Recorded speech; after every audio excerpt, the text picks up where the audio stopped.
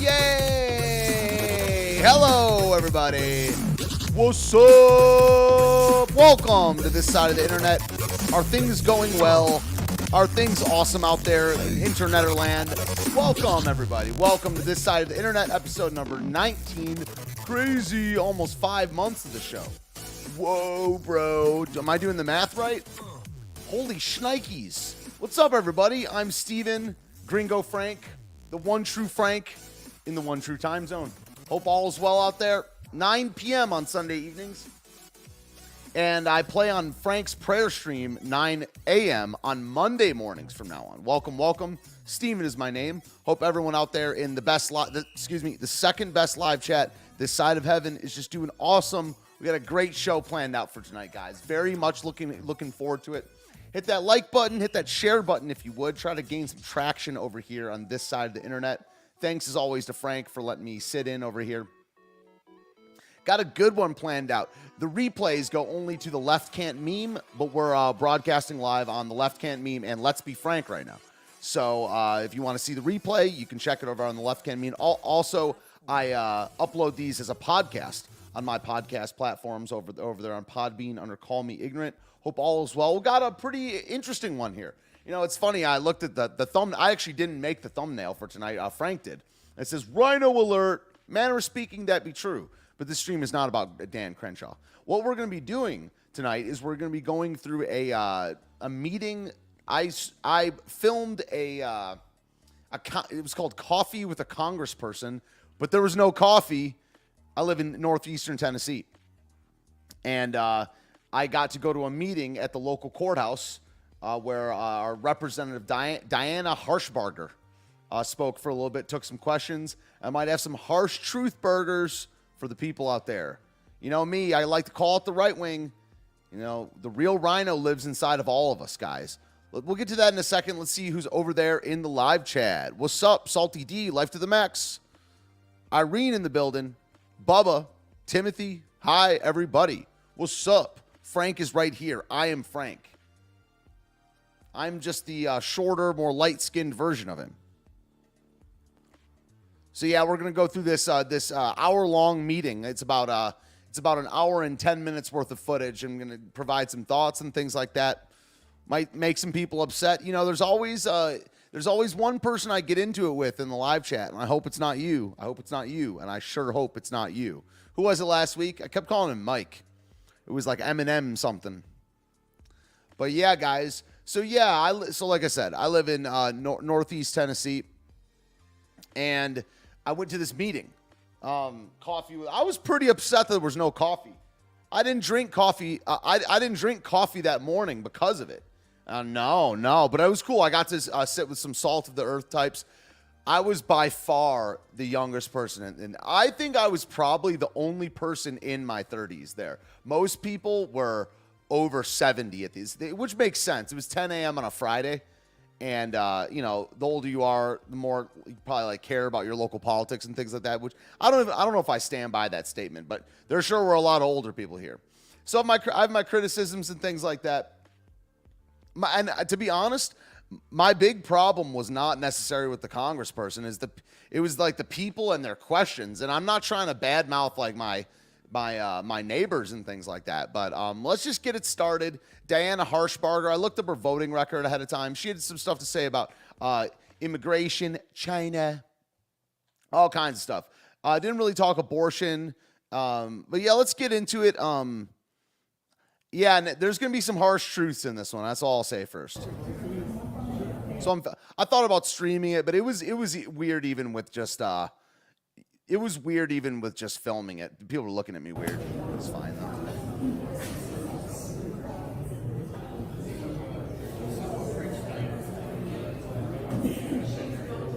Yeah, I mean, but like one of the things is that, look,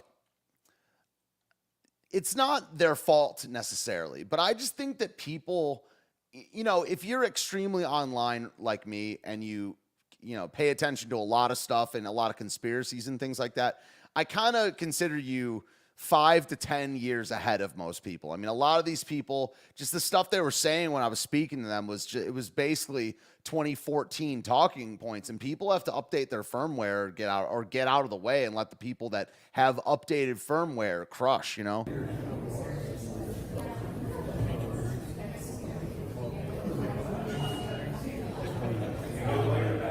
So she had a couple staffers up there. That's her right there. There were a couple. I had to get my Zoom right and things like that. This is not going to be the best viewing experience, but the audio should be loud enough. So I'll give my thoughts.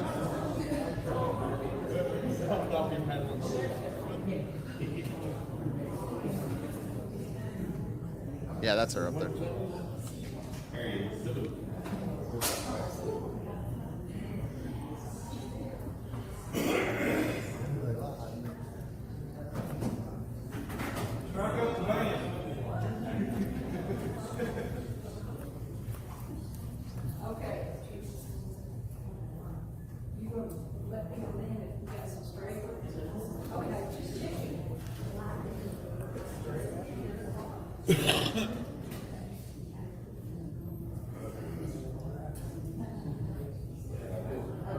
It's right here. Are they on? Yeah. Yes. I can turn it up. I can hear the echo. Yeah. Okay. That's awesome.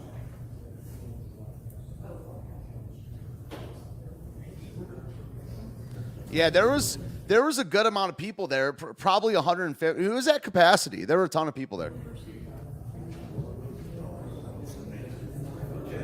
Hey, good morning, folks. I'm Darryl Brady. I'm the District Director for Congresswoman Harshbarger. We are so honored by your presence this morning, and we've got a good crowd. And just like at the Baptist Church, you get good seats in the back already are filled. I'm starting to understand Baptist humor. It's like what he said. It's like a Baptist church. The good seats in the back are already taken. That was pretty funny. We tell everybody that good crowd like this, we want to pass the offering plate and sing just as I am. We literally played that song in church today. I want to ask you a favor this morning before we begin with our coffee talk. Before we begin, Congresswoman Harshbarger has been pinning our Vietnam veterans in cooperation with the Vietnam Veterans Association of America. So if you would allow us the latitude of about 5 or 10 minutes, we'd like to recognize some veterans here this morning. That'd be okay? So So having said that, let's begin by honoring our country, and we'll start with our Pledge of Allegiance. And I'm going Now, one thing I will say, and I tweeted this out, I do not say the Pledge of Allegiance, dude. I do not do that. I will never say the Pledge of Allegiance ever again in my entire life. I don't have allegiance to a flag. I care about words. I guess you're pledging allegiance to your country too, but I do not. I'll stand, took my hat off, but I do not say the Pledge of Allegiance. ask this young lady, I pledge allegiance to God. Governor Bill Lee's office to stand here. She's the brand new regional director for Governor Lee's office. We're proud to have her with us this morning. So let's begin, and then I want to remain standing so that we can have the national anthem as well. Okay?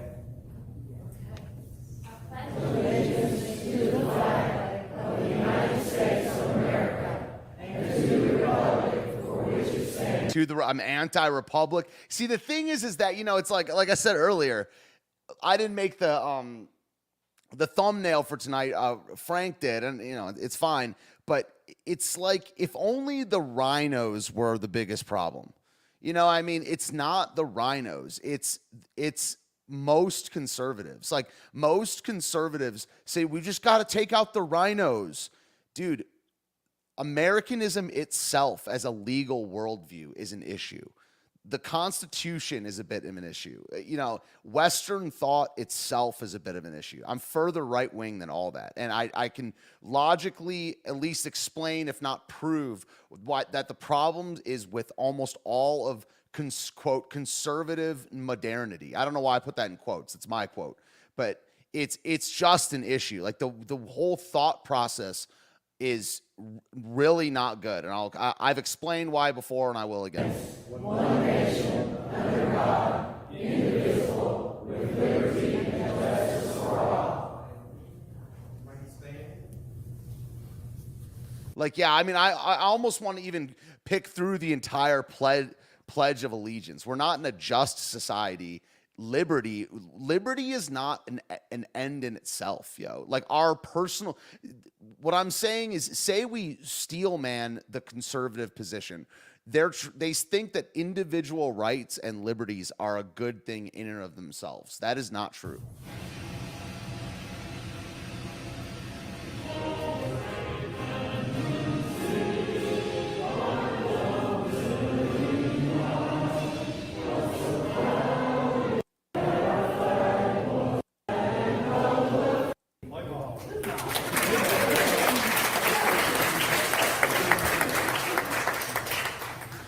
Let's have a word of prayer, please. Our Father, we just thank you for this time together, and Lord, we just pray for our country, we pray for our nation. Lord, we pray that your hand would be upon this country, Lord. Lord, we pray that your hand would be upon Congresswoman Harshbarger. We pray that you give her wisdom and guidance as she seeks to represent us in the United States Congress. Lord, we pray that you give her safe travels to and from Washington, D.C. And Lord, thank you for all these folks who have gathered here this morning. And we pray that you'll bless them and their families. And Lord, we pray that you would comfort those in Texas who are in some need of Jesus' love. Lord, we just thank you for all you've given this country. We ask these things in your name. Amen. Amen. And one of the things about, like, I understand honoring the troops, and I understand that people have, certainly most people on the right have more, respect for the military and veterans than I do. Like, I understand that. I'm not telling them to stop, but if you look at how these people behave and and later when we get to the Q&A segment, it's like most of these older people, the things that what their actions dictate, not necessarily what they would say in word, but how their actions dictate, and what they celebrate the most is individual freedoms, their own comfort, and veterans. And those can't be the top three.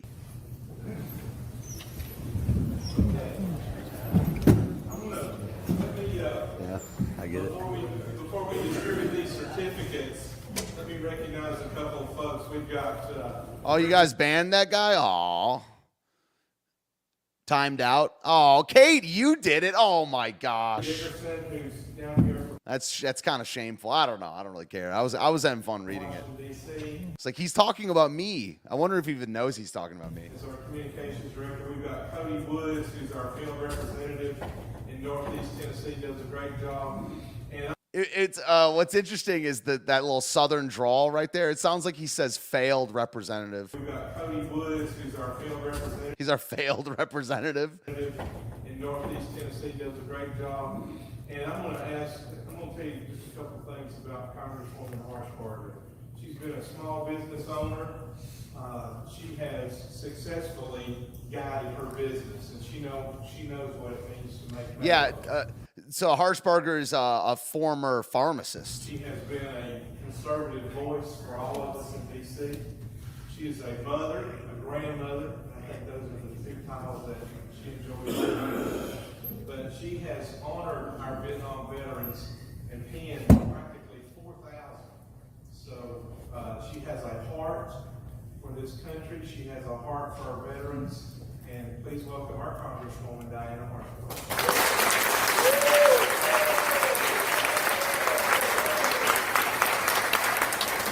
You want to see a funny meme? I was talking about this on air the other day. This is from my Instagram. It says, gosh darn boomers say, gosh darn millennials and their participation trophies. They even want one if they lose. Also boomers, Vietnam veteran, Cold War veteran.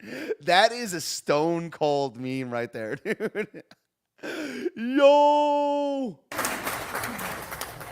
Great way to start the day. We're going to pin some of these young men who. Like, again, I'm not saying to not do this. It's just like I don't know what the right word. It's not pandering, although it is a little bit. Not that that's really a bad thing in this case. Like I think that honoring people that have served in the military is a decent thing. Like decent, not in like mid-level. Like it's the decent thing to do as a society.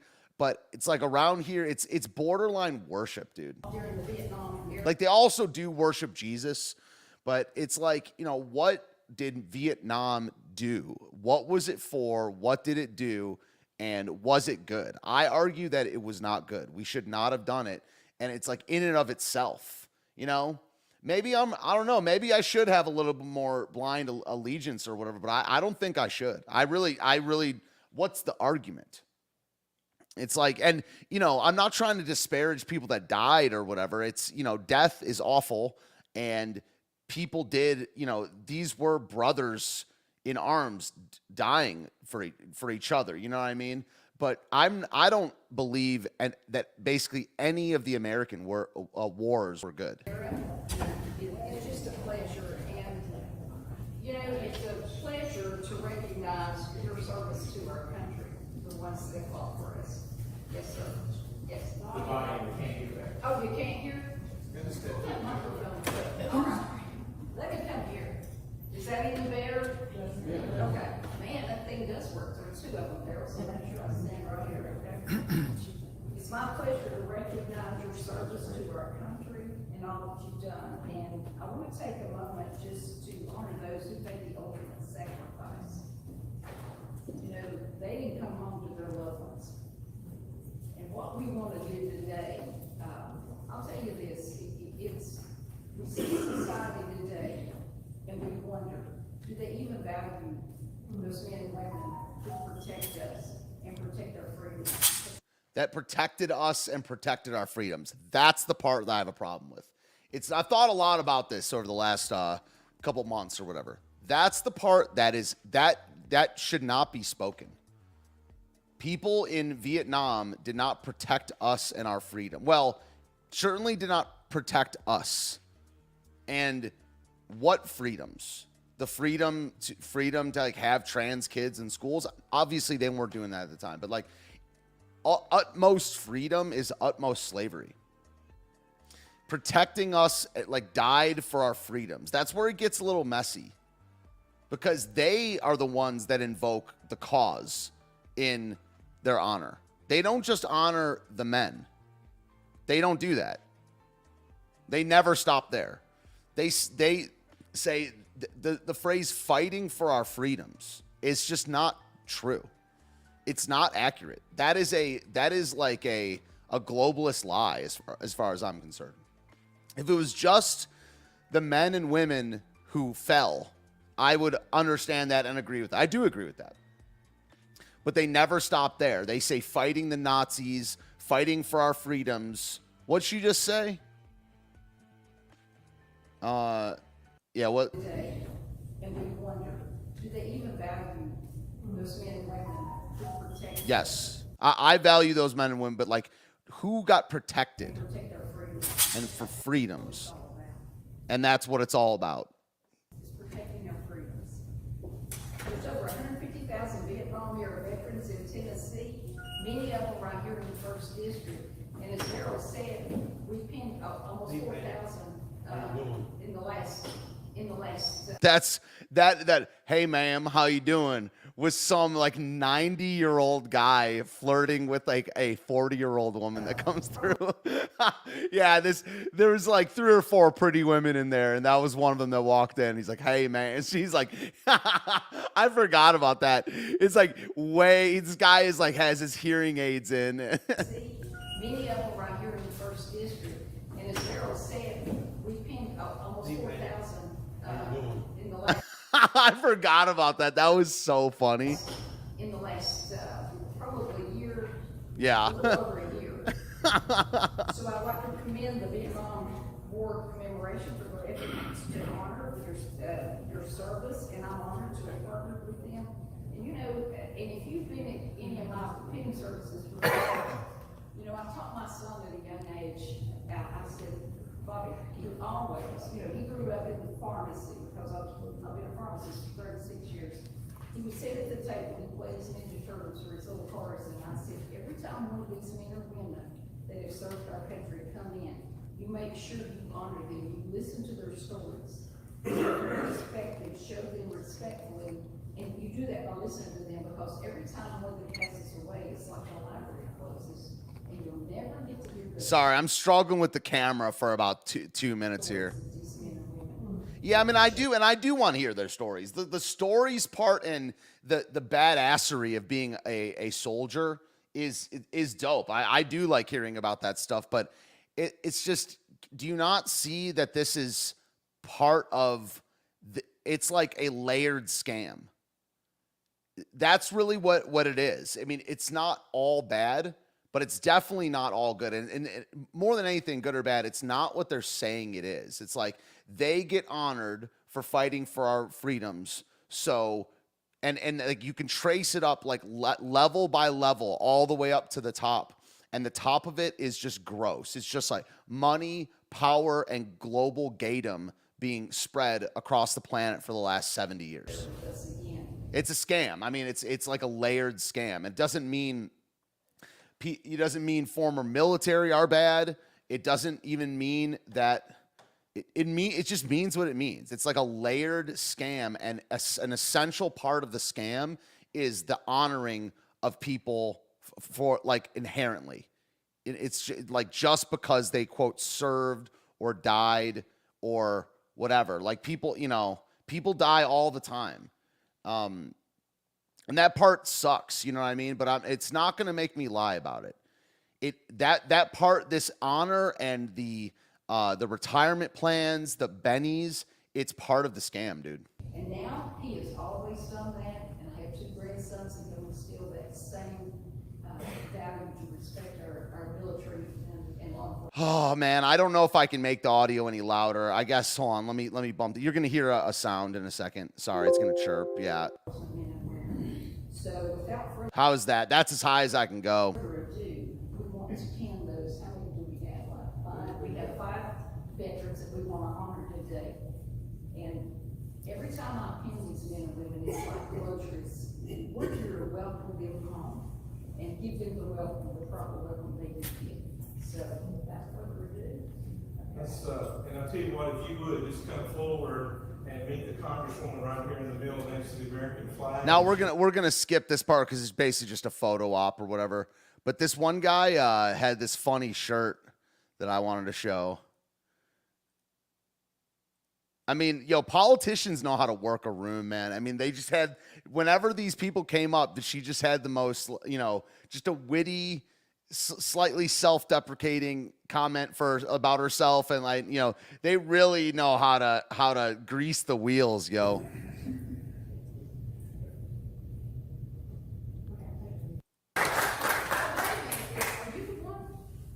What's your first name, Doug?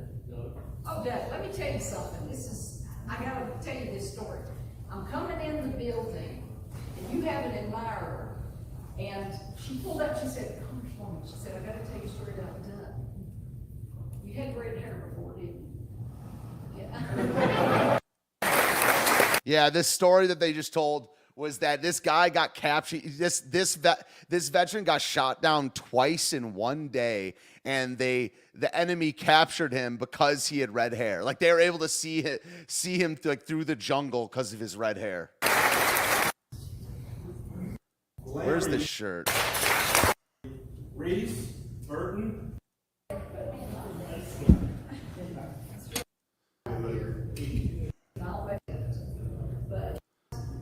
Yeah, here we go. So his shirt, it's hard to see, but it's two rifles crossing each other, and it says, in 1969, this was the only wood stock I knew about. Like, you know, a wooden stock on a rifle.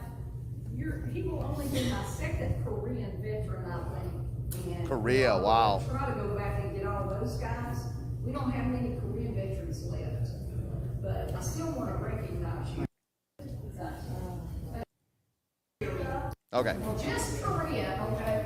All right. So we skipped over the veteran part. And this will be on my channel too. It's already on my channel, and I'm gonna unprivate them, or I guess they're unlisted. But if you guys want to check out the thing we just watched, it'll be on my channel.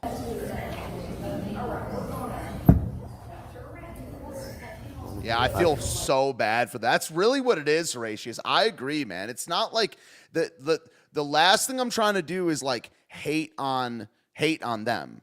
You know what I mean? It's not about that. They were tricked too, dude. We were all brainwashed, man. And the people that are like, they fought, we and they, or whoever, fought for our freedoms and fought for our individual rights. I mean, I maybe agree with the latter, but much like most stuff that people say, like, I disagree with the way they're saying it, but in a way I agree. You know, they did fight for our individual rights, but not good ones. That's what I think at this point. I feel so bad for them. We were just all brainwashed, man. But again, this blind honor, and the benefits from it, not just the honor, the benefits of the military is an essential part of the scam.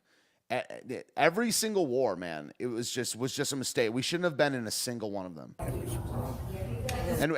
Honestly, and in every era, there was a comparable war going on that we should have been a part of. Like right now, the war that we should be a part of is going on at the southern border and in abortion clinics.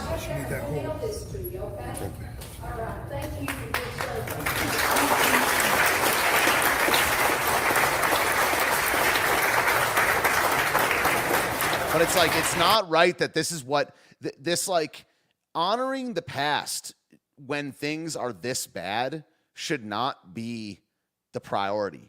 You know, I mean, sure. I mean, and the county I live in is just so many former military, so many. But the loudest claps of the day were for this and for like the Pledge of Allegiance, stuff like that, while our country is dying, and they just scratch their heads wondering why. It's not that big of a deal. I'm not saying to not do it, but there's stuff going on right now, and most of wait till we get to the Q&A, yo. The Q&A is I don't know, borderline outrageous. Like, it's mostly just about their comfort. It was like our health care, not what we've done to the future generations. Like, the problem is us. It's not even the rhinos. That's why I don't necessarily agree with, I just don't agree with that sentiment. Like, I don't agree that it's like, if Dan Crenshaw and rhinos were the problem, were just the big problem, then it wouldn't be so that crazy. The problem is us. The problem is America. The problem are like good, quote, good conservatives. Not that they're bad. The problem goes through the heart of every actual right winger. There's a little bit of a rhino. There's a little bit of a comfort boomer in every single one of us, and that's my argument. Now, normally, I have a microphone, but can you hear me okay? All right, as long as you can hear me. Okay, can you hear me now? I feel like the Verizon commercial. Well, I'm here today to give you an update. And this is all right, so this is this, and one of the things about this is, she had some good stuff to say. Yeah, she had some good stuff to say. So this segment is her speech, and it's about 30 minutes long. So we'll go through that. What is the solution? Well, I mean, it's the biblical values. I mean, you know what my solutions are. First of all, it's like these older people need to step aside. They need, and everyone needs to get better at suffering. It's biblical to suffer, and we need to give up on our sin. We have to give up and repent as a nation for our sin and turn towards Christ. That is the big picture solution. And just become better at the skill of suffering. The district, I've got 12 counties. I go and I do multiple coffees, and what I'm here to tell you, I'm here to give you not a bunch of fluff, but facts. And what I know. And we also need to give up on facts. Not give up, but these facts, stats, and figures are not going to save anyone. It's not going to fix any one thing. And she gets into that a little bit where she's like, how is Congress supposed to do its job if it doesn't have the facts? Most of these facts come from compromised institutions. Your tables and your graphs and just being more informed is also not that, or your empirical studies or whatever, your numbers. It's about morality. We have turned from the one true living God, and that's a stat. We have done that. Like, not 100%, but as a nation, it's like an on-off switch. That's your stat. It can either be on or be off, and it's off. We have turned from God. Committee hearings, behind the scenes, you're going to know something about them. Because to me, that's important for you to know. Now, I serve on 2 committees. I serve on the Education and Labor Committee, on the subcommittee of Workforce Development, Higher Education and Workforce Development. And I really are pushing these young people to go toward workforce development. Yeah, it's like literal. I don't know what the right word is, but the word theocracy comes to mind, or theonomy. I don't remember the difference. I have a friend, might be wrong, that knows the difference and schooled me on it before. But we need to have biblical values in every single institution. So those are some stats. 100%. 100% of institutions need to be taken over by real Bible-believing Christians. And then they need to instill those values into every institution. And if they turn away, there needs to be a Christian checks and balances system, an accountability system, much like they have. I mean, just read Romans, read 1 Peter, read 1 Corinthians. It says to admonish people that have strayed, to rebuke, to correct, to not associate with brothers in the faith that are preaching a different gospel or have, what does it say in 1 Peter? We talked about it today at church, but it needs to be full-on Christian. Which, as Mayor Woodby knows, the #1 TCAT in the state is right here in Elizabeth. So that is where the need is for employees right now. It's almost like employees have disappeared. I mean, honestly, and I'll go into that in a little bit. But that's where my focus is on there. I'm also on the health subcommittee with pension plans. But I'm also on Homeland Security. And I'm on the cybersecurity and critical infrastructure subcommittee and oversight. That's important. And I had to fight to get on that committee. If you've heard me speak before, you know why I wanted that committee. It's because we have critical infrastructure in this country that we need to protect. And being a pharmacist for 36 years and being able to make drugs from scratch, like your active pharmaceutical ingredients, I know where most of that comes from. And 90% plus come from China. China is an adversarial nation. Yes. And I'll go into that in just a little bit. America is an adversarial nation. That's what I'm saying. I've said it before on my streams. I'll say it again. There's not one problem with China and Russia that couldn't be solved by us just being better. Saying no to the I support Russia. So let's, but say everything they say about Putler, about, Adolf Putler and Yao Ming over there, is every single thing that the Hawks say about them is true. We still say yes to their stuff. We still accept that. We still take the ticket. So they're an adversarial nation. We're an adversarial nation to ourselves. We are the problem. When she says, look, I'm not a China simp, okay? I'm really not. I'm not a big fan. They're a godless nation too, but we can always just say no. And it's like, we want to say no, and who is we? Like us, the real Americans, want to say no to China. We don't want to take their stuff. But also there's people in power that are calling the shots that are not us. So it's complicated, but this is not a Rhino thing. This is not a China thing. This is an us thing. We are the problem. But to get on that committee, I had to fight, and I had to go up against a Texan, and they're like, well, you need to be on the veterans. You can help them with their prescription plan. I said, look, I love the veterans, and I'll fight for them in every way I can, but I'm not a veteran. But I want on that because of the Bristol penicillin plan. If China is an adversarial nation, we should stop working with The them. only plant in the whole country, by the way, We see it like that. You could just say no. that produces But we're addicted to our comfort. That is the issue. These older generations, and it's not just the older generations, but I'm talking about a room of 200 people right now that are in love with their comfort. And one of the reasons that this meeting, I don't know if the right word is black-pilled me or whatever, is these are good people. This is all in quotes, good, Bible-believing, God-fearing, decent, family-oriented community, and it's bad. It's really, and it's so much worse in the cities and conservatives that are not in the Bible Belt, that if this is what we're getting and this is what we're seeing, Republicans are screwed, and they deserve it. That was what I took from this, and we'll get to, I'm kind of giving the story away before we even get into it, but if these are among the best, then Republicans are going to lose hard, and they deserve it. It's critical infrastructure. So that's why I got on that committee, to get that critical infrastructure designation extended. Now, let's go, that brings me into, there's a couple of topics we'll talk about. Baby formula is one. We know there's a shortage. I know that you probably don't have small children, but you got grandchildren. And, when you go back and you look, that shortage started last year in October and November.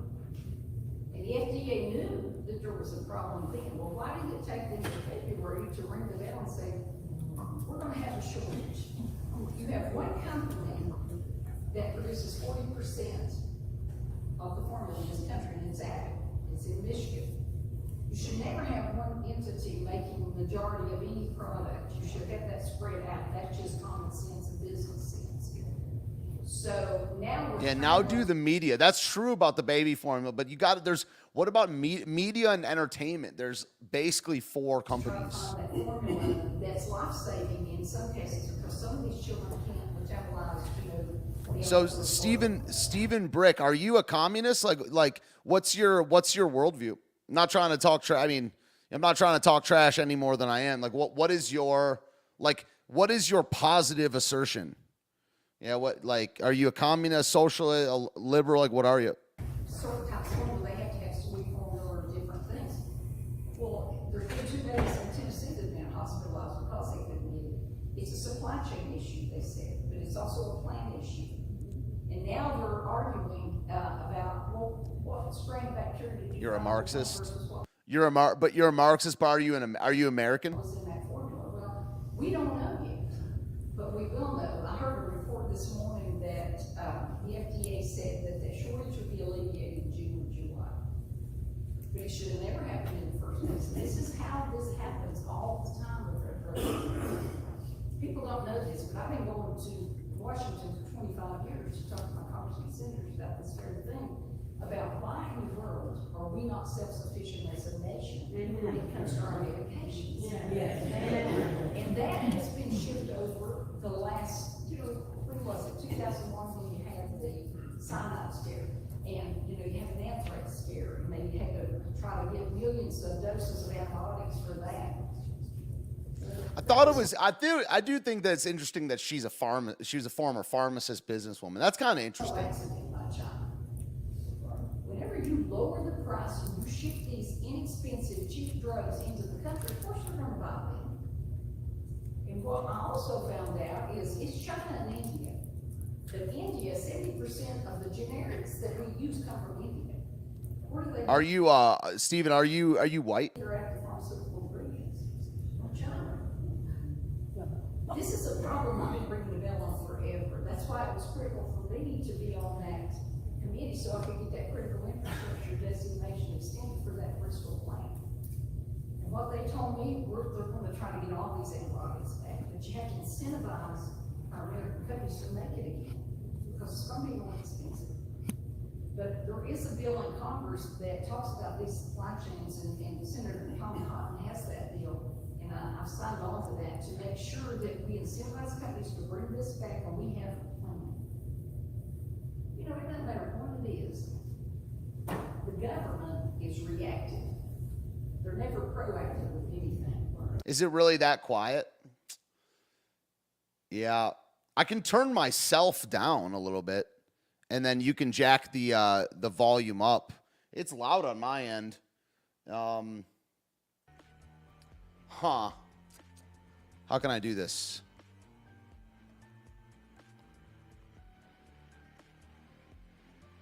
Yeah, is it really that quiet? I'm trying to think of what I can do over here. I was worried about that. Might be able to do a little surgery over here.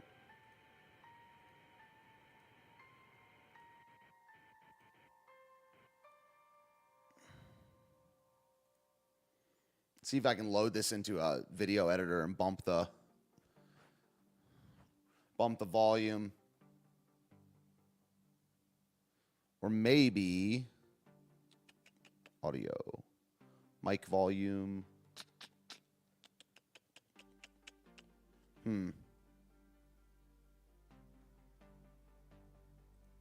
Yo, Jabber's Justice, please don't do the all caps thing. Like, no one needs anyone to yell at anybody to, like, get your point across. Like, I have no idea why people communicate like this online. Literally no one needs that at all. Like,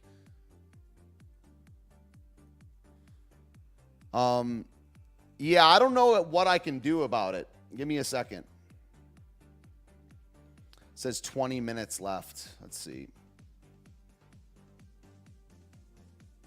I have no idea how people learn to communicate like this online. Like, who taught them?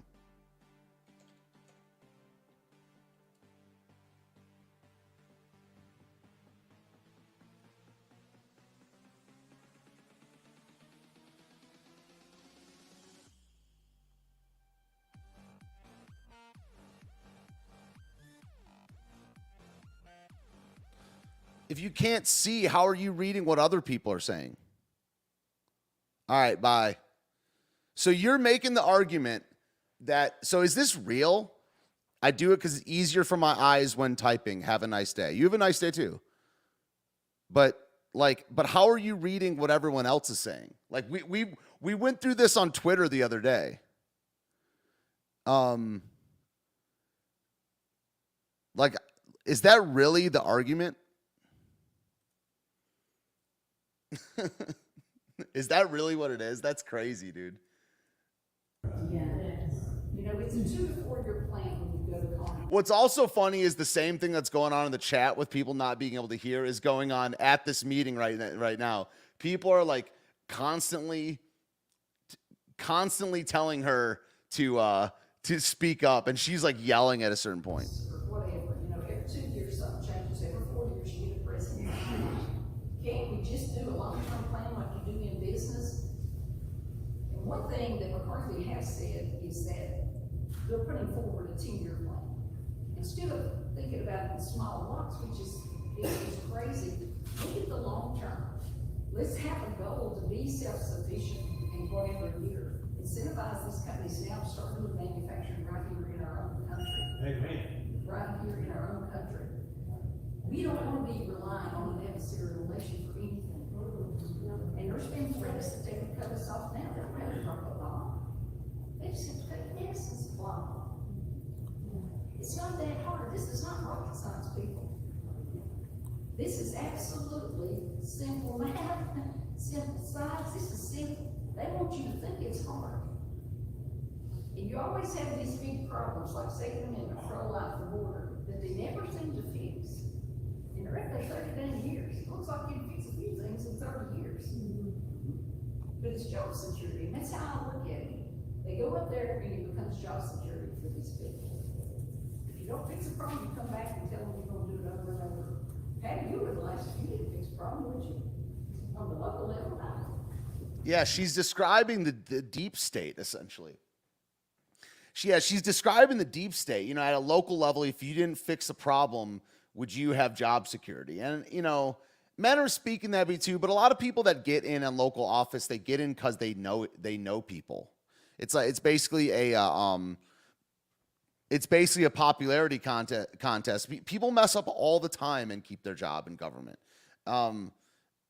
Yeah, it's, again, I mean, I guess I'm just a little more big pic. That's one thing I was thinking about last couple of weeks too, when I'm talking with locals, is they don't think big picture. And, you know, I also have the ability to look at small problems and fix them, you know, but I think in systems, and it's not about your stats and your graphs and this surface level stuff, in my opinion. And people are afraid to be anything besides politically correct. People are afraid to be anything besides politically correct. But I have a feel like this lady's politically correct. Again, she's not that bad, but your standard, what they really are is concerned with being nice. That's what one of the big issue is. Everyone's just trying to be nice all the time. And that's not, you know, that's not going to get anything done. And let me tell you something. I talk the same way I've always talked. They can't change me. I've done this for, I almost told you all about this. I've done this too many years. And let me tell you something. I've been on too many focus groups with people across the country, and they're like, you know what they want? They want somebody who's a truth seeker, not a power seeker. They want somebody who will stand up and be the voice for them. Somebody who will say, this is the way it is. Let me talk to you about, and I've got my numbers here, not that I don't remember them by heart. That's a lie with it. She's like, I've got my numbers here, not that I don't remember them. She's about to kind of forget them and read off of this sheet. You know, there's a part of being nice, and nice Southern culture is kind of dishonest, man. There's these little white lies and these like little joke. You know, some of it's jokes, but some of it is just straight up dishonest. That's why I do enjoy being a Northerner sometimes. I like the South, but I like being from the North. Have you got a seat or you got a question? You probably got a No, question. I'm just trying to hear. Oh, okay. Well, I'm Well, talking. she's about to speak up for you guys. I'm talking You're loud. doing great, thank you. Okay, I thought maybe there was something. Let me give you some numbers about the border. These are, I don't have my May numbers yet, but I have my April numbers. According to the Not that I don't remember them, proceeds to look down at the folder the entire time. which is the Border Patrol, there were 234,088 migrant encounters at the southern border in April. And I just came back from Eagle Pass a couple of weeks ago. That's where they were having a lot of these illegals come across the border. And I met with the Border Patrol, and we talked off the record. And, you know, I got there the same day, and about 30 minutes before I got there, they found the body of that young National Guardsman that dove into the water to try to save the two illegals. He lost his life, but they're still alive, and they were smuggling drugs. You know, this is the travesty. The bottom line is these people They can't control the number of people coming across the border. Even Jay Johnson worked for a long and said, 1,000 coming across the border is a bad day. These guys are telling us there's up to 7,000 coming across the border. And the border is a long border in any given day. If they had let Title 42 expire on the 23rd of May, do you know how many people would be given on the border? 18,000 a day. So she's describing immigration numbers right now, where at its height it was 18,000 coming across a day, and again, the stat should be 0. It should be: does a nation have a right to militarily close its border? Yes or no? Of course, it has the right. Well, I mean, it has the might to do that. So therefore, the right is what I'm saying. I don't really believe in rights, but can a nation do that if it has the means? Yes. Should we? Yes. What is the proper number? Right now, I argue 0. 1,000 a day, 18,000 a day, all these numbers are unacceptable. And the same goes for legal immigration. That's a big red pill that people need to swallow. Legal immigration is barely better than illegal at this point in history. It's barely better. It's almost unnoticeable. I mean, they dilute the culture. They are not really that American. You know, this is why I'm a nationalist, not a civic nationalist. Those people get a piece of paper and they're just called American for the rest of their lives, and they change everything, dude.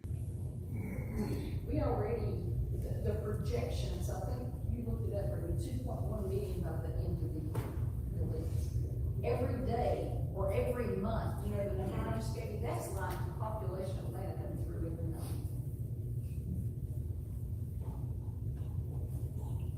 More surprising statistic is, dude, this chat is spurging out right now, dude. It's like every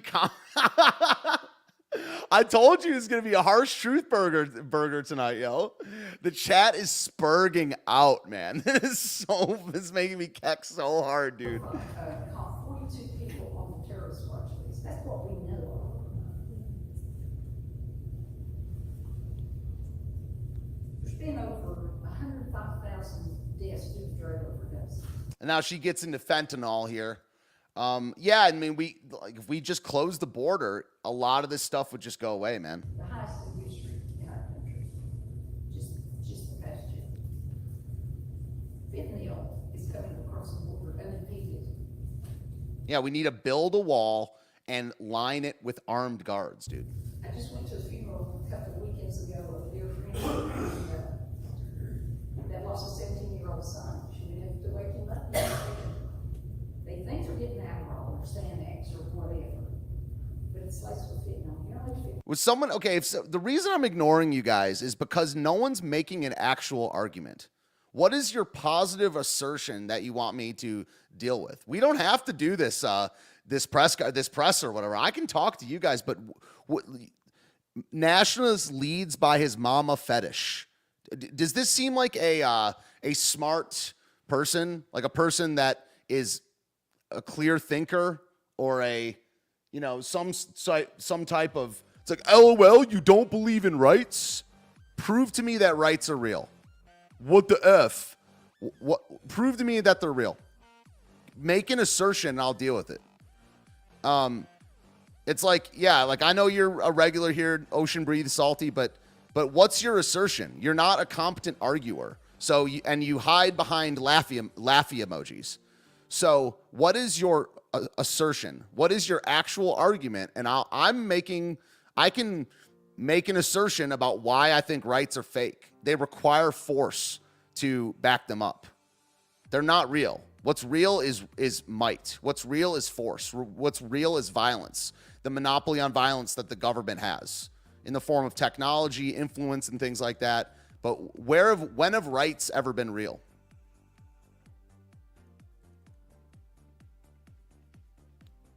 So, no, and also just telling me what to do won't work either. Just talk. It's like, I am just talking. I'm addressing the things in the chat right now. This is what the show is. We do this every single week, and I actually enjoy doing it. I enjoy doing it. So, it's my show. I'm on loan from Frank. Frank and I have talked about this. He's cool with it. I think he enjoys it too. But if you're going to, what's the argument?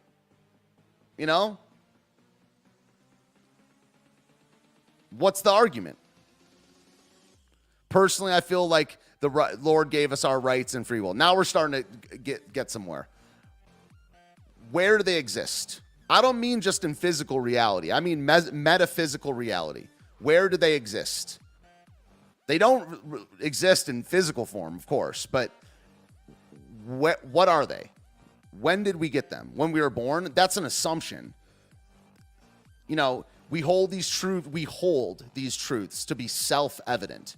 There's no proof there. That's a held position. That is a assumption. And it's fine, we can act as if they're real, but are they real? Let's get back to this. So I'm sorry about the volume. I'm trying to work on it over here, but I just don't think it's going to happen. I mean, so I don't know. Maybe we should do this next time. Someone told me in a DM that it is really, really quiet. That I care about a lot. If you guys literally can't hear it, I'm not going to just TLDR it every single thing she says. So we might have to do this part another time. Give me a 1 in the chat if the audio is not hearable. Put a 1 in the chat if it's not usable, because I can, if I can stop the stream, I can come back next week and do this, and bump it up, but I can't do it while on air. 1.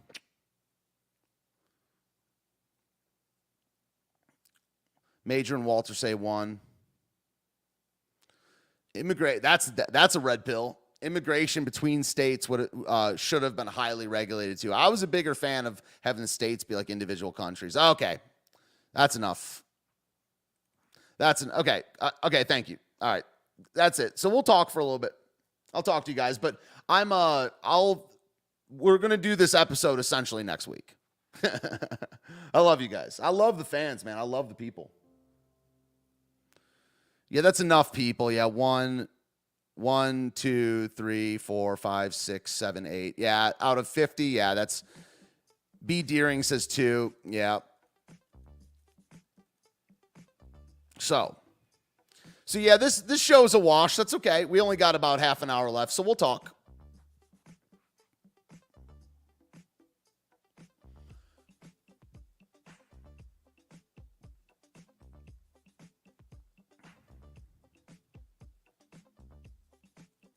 Okay. When you came back on, the lady sounded blurry and distorted. Yeah. Yeah. So this will be the show next week. Sorry about that, guys. I didn't realize. It was really loud in my headphones, but I'll do some work over here and bump it up. How's my life going? Life is great. Just got back from small group. Well, it was like a cookout. No small group this week, but it was with the small group people. How do you sound, blurry? I do not buy this. I can't see well, so I have to type in all caps. I don't buy that. I just don't buy it. Like, it happened the other day on Twitter, and I just don't buy it. How do you read what other people are saying then? How do you sound, blurry? Yeah, thank you for attending the show last night. That was cool. My point about rights is the fact that they require force to enforce proves that they're really not real. They're an assumption. The Bible doesn't bring up rights at all.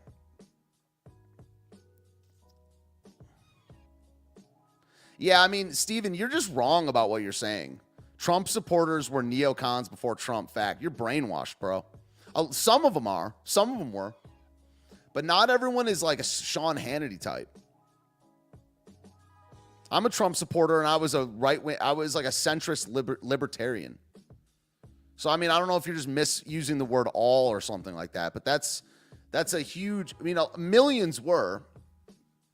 But it's more complicated than that. So why are you saying I'm for 1984? It's like people got to be more specific. Like, it's so hard to tell when who are people? Are you talking to me? Are you talking to someone in the chat? So I'm for 1984. It's like, yeah. We just got to clean up how people communicate online.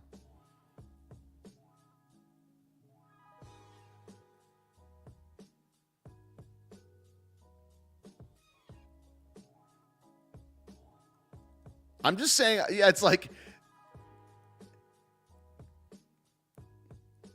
I just feel like messing with Ocean Breathes because are you calling me a liar? Like, no, I'm not. Or if I was trying to troll you, I'd be like, yes, I am. Every word you're saying. So I'm just saying I don't buy it. I'm not saying anyone's a liar. I'm saying I don't buy it. It doesn't seem like it's the truest version of that. Sometimes you can stick all in the same box, but this thing with Trump support, I mean, politics is complicated. Politics, human nature, and stuff like that is complicated. It depends on what your definition of is.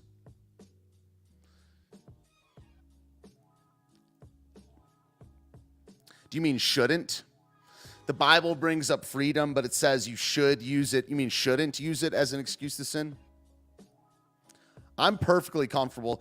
My point about the all thing is that if it's more than 85%, you can use the word all and just be like, okay, but have you heard of, not you, but like, have you heard of, hyperbole or like, just speaking like a human? I'm not talking about you, Broken Prophet, but it's like, if I'm like, oh, and every single time, if I'm talking fast and people are just like, it's not every, it's like, are we allowed to speak? If it's 60% or whatever, that gets weird. My point about the Trump supporter thing, it's not even close to that number.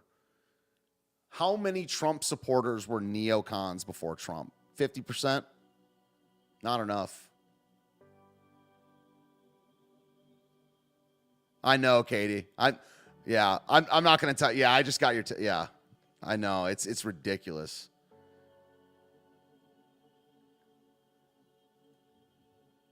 So, but my point about I love talking about this stuff, about the all caps thing is why do people not type with all caps all the time? And also, why don't they warn you ahead of time? And also, why do, not speaking is also a thing. Like, if I couldn't communicate, it's like, that's why I'm not a big chat room guy. Maybe it's just a difference in personalities. I'm not a big chat room, guy. I'm a big, infinite monologue on the microphone guy or a content enjoyer. The stream is dead. We're not talking about anything anymore. I tried to do something, this town hall thing, but it didn't work out because the audio.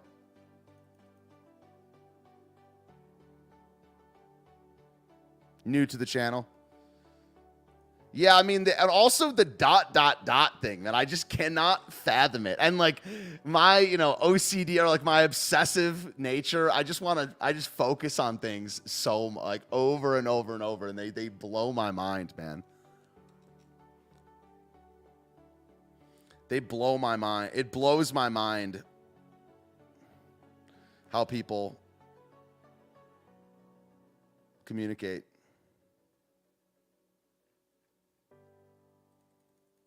Calls you and texts you. The dots are insane. It's like, because you're literally, what you're saying when someone does that is they're expecting something. It's like, hey, I'm here, ... If you were just saying I'm here, you would just say I'm here. But whenever there's these ellipses at the end of stuff, I don't know what it is someone's expecting, but they're expecting something. What is it? Can't you just say what it is you're expecting?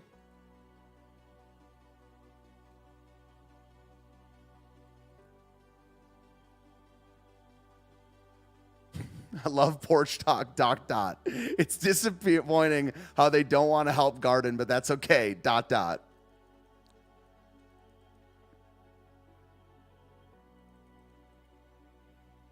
Even in voice texting, totally insane. Can someone explain it to me? Like the thing about the all caps, at least now there's an explanation. I still am like racked my brain for why older people use this ... thing. Jennifer gets it. I don't type in all caps ever. Like I just don't even understand what is the expectation. It's like it honestly, it's if I were to talk and end every sentence with this facial expression. That's what I see when I do the dot. Like it's like and I'm going to do a live stream. Like it's like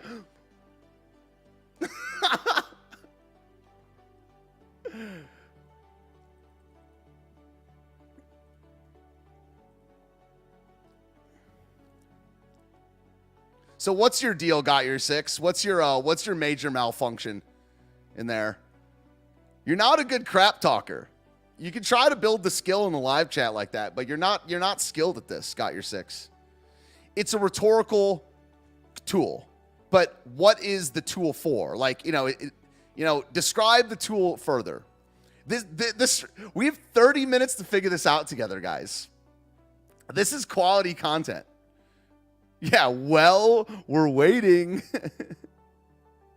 So, but what is the tool? Like if I were to continue the analogy and it's a hammer. I'm describing the hammer. It's used to drive in something to fasten it together. What is it a rhetorical tool of? To challenge the reader to think?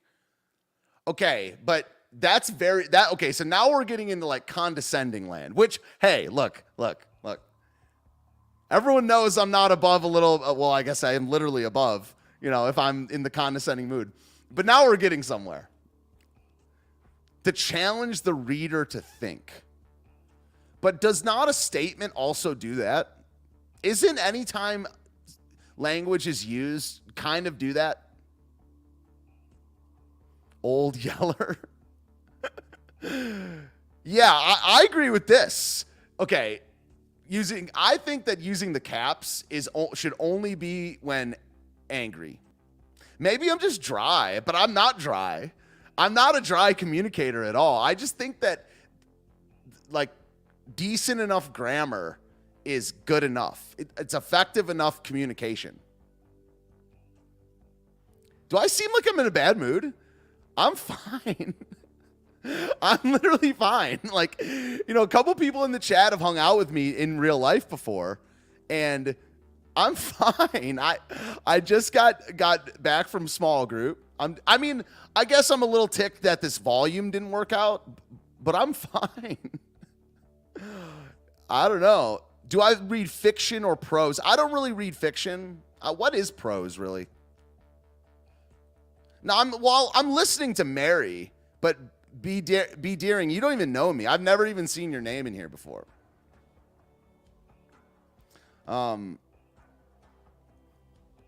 Maybe worked up. But, let me ask Katie, do I seem like I'm in a bad mood? I don't feel like I'm in a bad mood. This is just how I am. Yeah, this is when I'm trying to figure some shit out. Like, when I'm a little worked up because, it's the audio thing I was not enjoying. I would have liked to got through that stream. But it is what it is. The tech wasn't on point.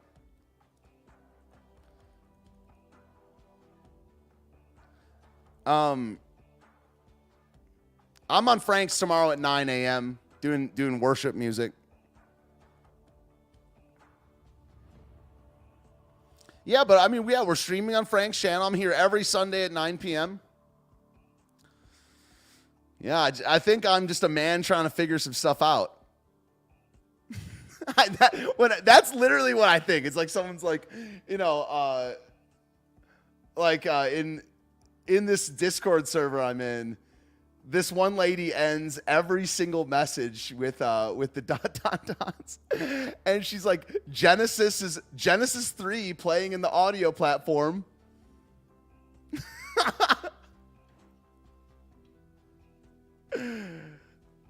I'm not a big, I don't hate Stephen Brick. Maybe it's the first name. Haven't heard me sound this way before about caps and dots. Well, I mean, yo, the stream is a wash, but this is the thing, the communication in a chat room, I address this on my show. I mean, this is my show, but on my stream. But for as much as Stephen Brick hates us, I do not hate Stephen Brick. I don't. And you know, I was literally in the Capitol. Like, I literally have federal charges from the cat. You were like talking about the January 6th earlier. I feel like we'd get along. I don't hate you.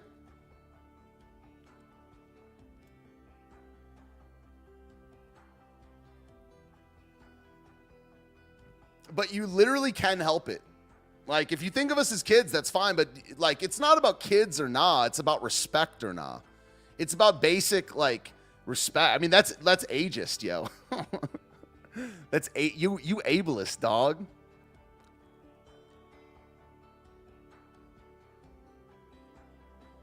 You don't hate anyone. I have a feeling me and Stephen Brick would get along. I'm not as, like, Marxism is not the problem. I'm not a Marxist, and I think it's atheist in nature. I think communism is atheist in nature, so we can't be political allies, really. And it doesn't acknowledge natural hierarchy. But like I said earlier, like, the, conservative Western American thought is the problem. And in that way, me and the Marxists agree. But obviously not on the solution, and not even the way that it's messed up. I mean, Marxism is totally godless. So that's not going to work in my, my theonomy or whatever.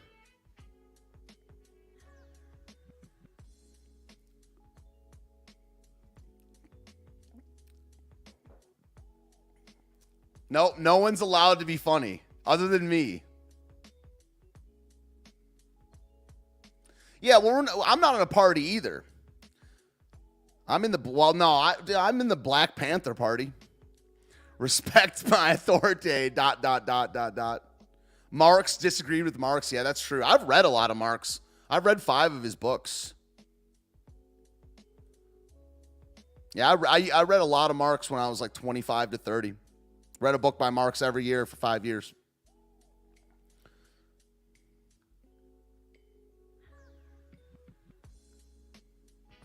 Walter says this is funny. I'm telling you, the drama thing is good content. I'm not a big drama or whatever, but I'm big. The chat drama, I'm big on that. It's good content. I can tell that people like it, or that they're intrigued by it, because not many people leave. Oh, this is the outro music. That just came on my playlist. We're not ending yet. We got dots and caps to figure out. Yeah, I've read Das Kapital. No, I'm sober. No, I'm drinking water. Yeah, I've read Das Kapital. I've read Communist Manifesto. What's the other one?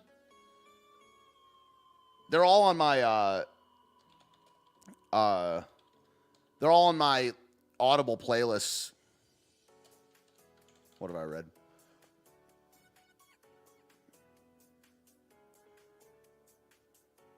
You ever read Das Kapital? I've read Communist Manifesto.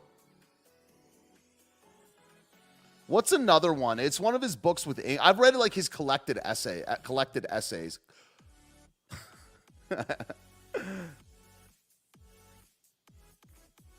We're all having fun here. ... Yeah. Yeah, it's good content. I mean, I will say. It's called ... We like to have fun here. But like, I just don't understand.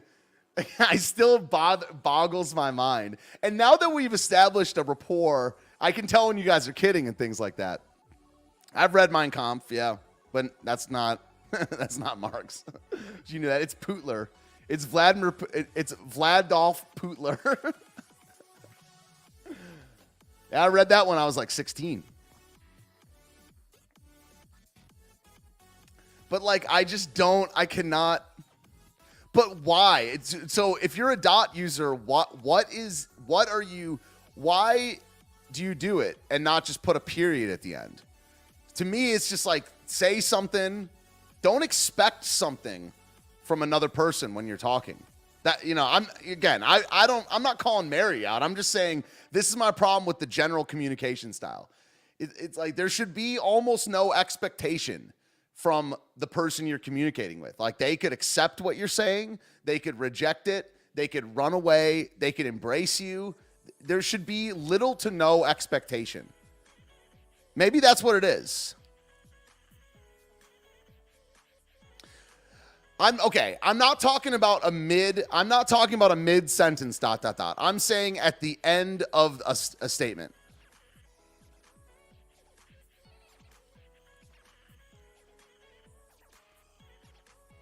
Hogan's Heroes was about Nazism though.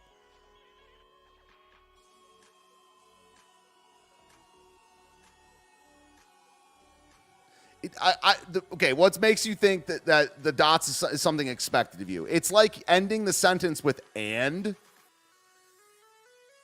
because it's literal.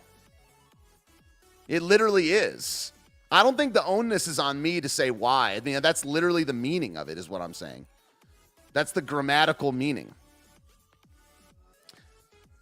Yeah, we've now moved on to just simply at the end of the phrase. I get it. I get the mid phrase ... But my point is, okay, the dots are supposed to mean to answer like having a conversation. But is that not what any statement is? Like if I say, is that not what any statement is? Question mark on the end. Is that not presuming the exact same thing? Sometimes it means that something else is... I can't believe what we're spending time on right now. I love this. This just scratches my narcissistic itch so well. Because I really am or curiosity itch. Sometimes it means something else is implied that follows just left unsaid. But there's no character limit over here. We could just say it. See, I'm a Marxist because of Steven. Maybe Marx was right about... he threw everyone that uses ... dots into a mass grave. 3 commas would... No, I would just think that was like Sanskrit or something like that.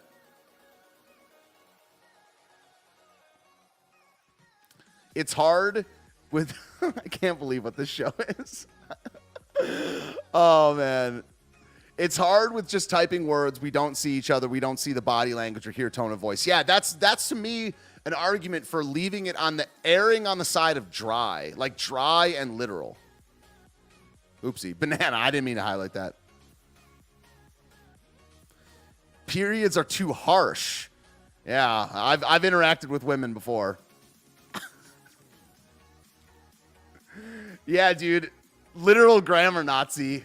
It's like, very nice. Now face wall. Not very nice. Now face wall. Like, and now face wall. But okay, so how about no period at all then? Just say it.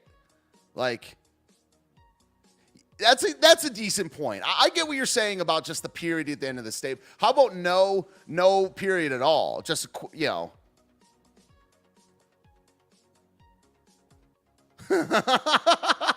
All right. It's like when I say I have an idea for the testosterone problem. I don't want to say the second part, but it's implied. See, that is a quality usage of it. Okay. Stalin loved the guns. Marx was anti-immigrant based. What's up, y'all? Comma down. You guys are maybe changing my mind a little bit. But I just don't think it needs to be. And there's a reason that I don't know what the reason is, but people that use the commas the most are women between the ages of 45 and 75. American women in that age group.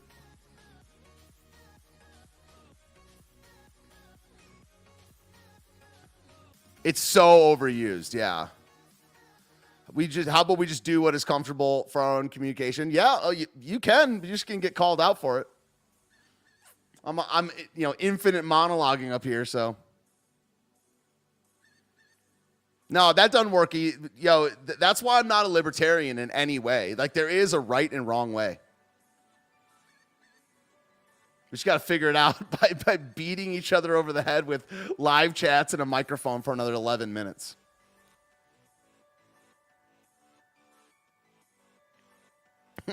Leave the 45-year-olds out of here. What's up, Aircraft Sparky? What's up, dog? Welcome. Yeah, today was a wash. This won't be uploaded as a podcast because the audio was unusable. But this will still be on the Left Can't Meme. We figured stuff out tonight, guys. Still thinking. I think libertarians are. I mean, it's not just Big L. I mean, it's the libertarian thinking is cringe. It's like, who am I to judge? You know, who am I to judge? Whatever you do in your own home, you know, as long as it doesn't hurt anyone else. I mean, this is all false ways of thinking.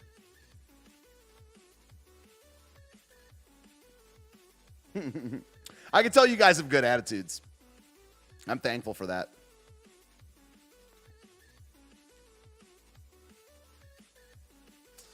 I'm not labeling anyone's brain. I'm observing behavior. This is also backwards thinking. Like not bad thinking. It's literally out of order.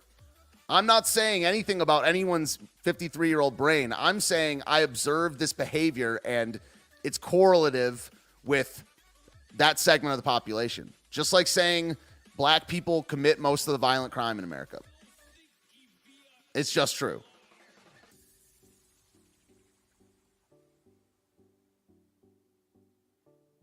Cool. Dude, got your 6. You seem like a total loser, to be honest. You just seem like a total loser. So, cool. Yeah, you're the least. We like the Marxist more than we like you. A lot of libertarian thinking is just do as thou wilt. So true. But it's also, it doesn't acknowledge that everyone's actions affect other people. You know what I mean? There's so many cliches that are just false about, you know, whatever happens in their home or, you know, whatever. It's like, are we thinking, breathing humans that are allowed to have opinions on other humans? Of course we are. And it can be harsh and abrasive or whatever, but those aren't sins. Being like, you know, thou shalt be nice is not a. Now there's a difference between niceness and kindness, you know, and like someone coming off in a rough way is not necessarily a sin. I'm 46 and never over. It's like a bot. It reminds me of like a robot short circuiting. Yeah, 100% agree. People of a certain age think they can't change their behavior. It's a lie. They don't want to change their behavior. Fact. Or they don't know how to or something. There's some sort of thing there where they think they've earned their right to not change. It's just not true. I'm going to keep learning till the day I die.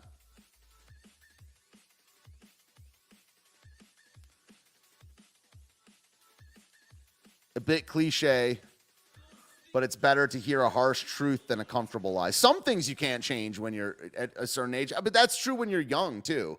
You know, like a 5-year-old, there's certain things they can't change, but things like communication style and actions are totally changeable. Joe Exotic. I don't really know the whole Tiger King thing, really.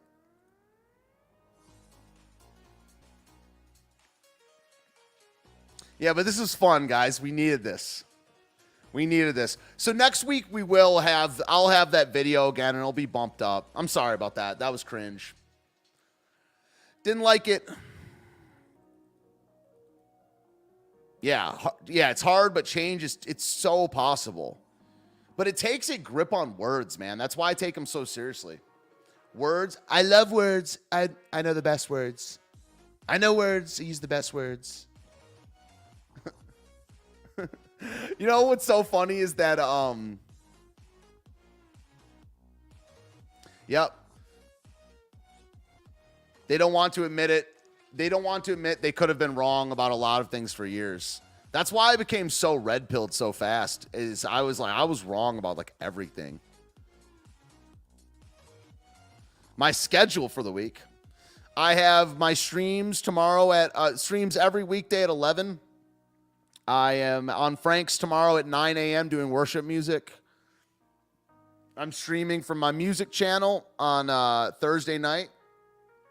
Please follow me. Yo, I need 9 more subs. Will you guys help a brother out?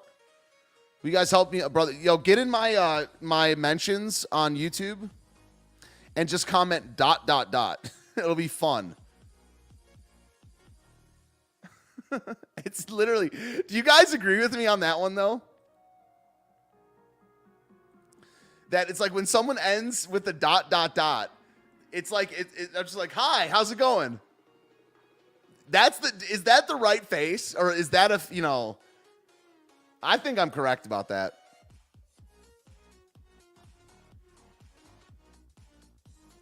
Yeah, we got new people here. That's tight. ...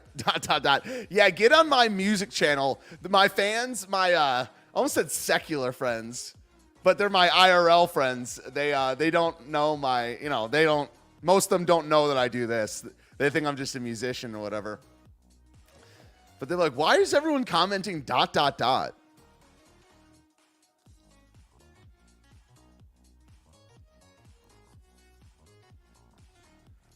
Yeah, come back. We'll do this, a repeat of this stream. I'll start it up, and I'll start the video next week, volume all the way up, and just mute it and talk about grammar again. It's funny that I almost called them like my secular friends, but they're Christians too. But people that aren't extremely online, man. It's I don't know. They're like almost a different species at this point. I was thinking that today when I was at small group, this little cookout, and this guy, he's a really good dude, but he doesn't know that I'm a political streamer. He's like, yeah, there's this conservative guy on YouTube, and they say that YouTube doesn't, de-boost them in the algorithm. I'm like, brah. I'm like, yeah, I'm well. Yeah, I've been hearing about that. Yeah, I've been hearing about that. I was like, dude. Yeah, I think we'd have a good time if we were all hanging out. Nice talking to you as well, my Marxist friend. Yeah, I do believe in horseshoe theory to a certain extent. Because I really, the more and more I go through this political journey, I see the center as the issue. As like the center, also in like the mainstream. They're not synonymous, but they're very close. The center and the mainstream, that is the big issue. The hard left, I don't even know, the hard, extremely online left is not really the big issue. I will never agree and will never be political allies. But it's the center, yo. It's the center right, center left, mainstream thought is the issue.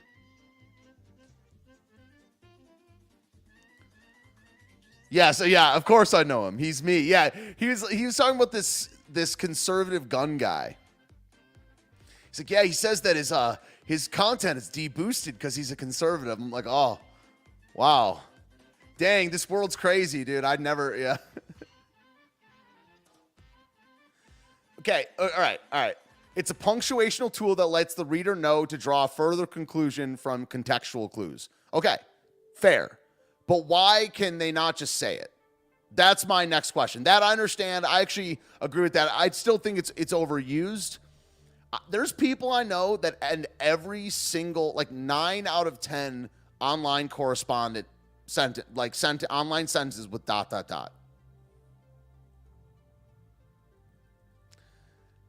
Let's Be Frank Network, Grammar School, Fireside Chat, ... Yo, I love you guys. This is so fun tonight.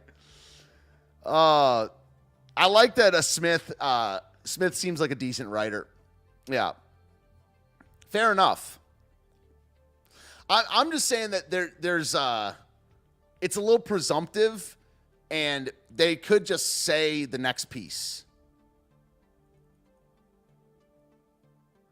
Yeah, no, Katie, I'm not talking about Fed posting, though. I know, yeah, now Katie's just messing with me. Now Katie's just messing with me. All right, I love you guys. Sorry about the audio. That's the only thing.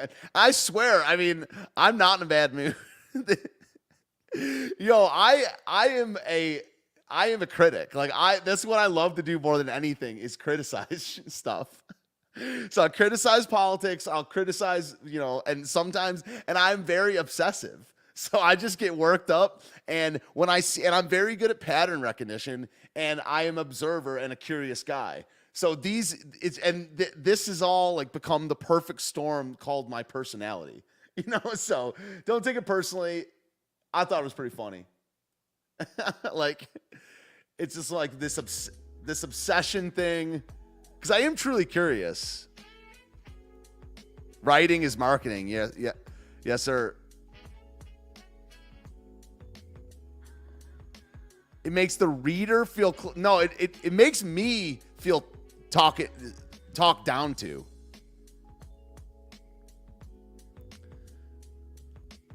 It's okay. Steven is okay. ... All right. Love you guys so much. This side of the internet, 19. I mean, is this even? I guess next week's 20. We can make this like the lost episode, but I don't think so. This is going to be its own thing. It'll probably be well, I might listen to it and see, but love you guys so much. This will be only on the Left Can't Meme.